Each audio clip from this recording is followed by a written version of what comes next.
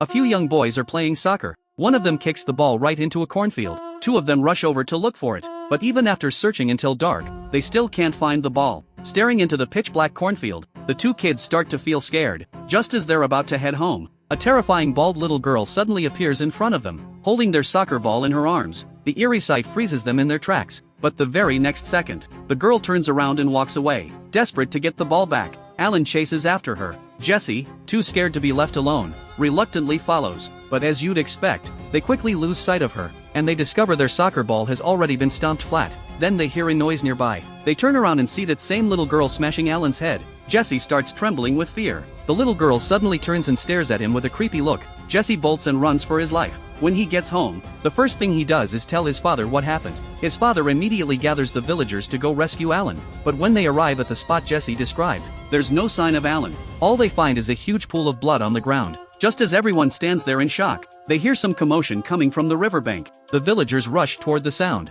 They do find Alan in the end, but he's already a cold, lifeless corpse. His father breaks down crying on the spot. The very next day, he storms over to Jesse's house and causes a scene, because he suspects Jesse is the one who killed his son. But how could Jesse confess to something he didn't do? Through tears, he tells everyone present that it was a bald little girl he'd never seen before. But even after swearing on his life, not a single villager believes him, because none of them have ever seen any bald little girl. Just as Jesse is at a complete loss, a one-eyed man steps forward from the crowd. He says the bald little girl Jesse is talking about is real. She is Samala, the dreaded evil spirit from 29 years ago. Back then, there was a wealthy man in the village named John. He inherited tens of thousands of acres of land from his father. But after 8 years of marriage, he and his wife still had no children. Terrified that there'd be no heir to his fortune, John gave his wife Mela an ultimatum. If she couldn't get pregnant within 6 months, he would replace her. Heartbroken, Mela ran off to a corner and cried her eyes out. But she happened to overhear a conversation between two servants. One of them said the shaman woman in the neighboring village was truly miraculous. His daughter-in-law had only visited the shaman once,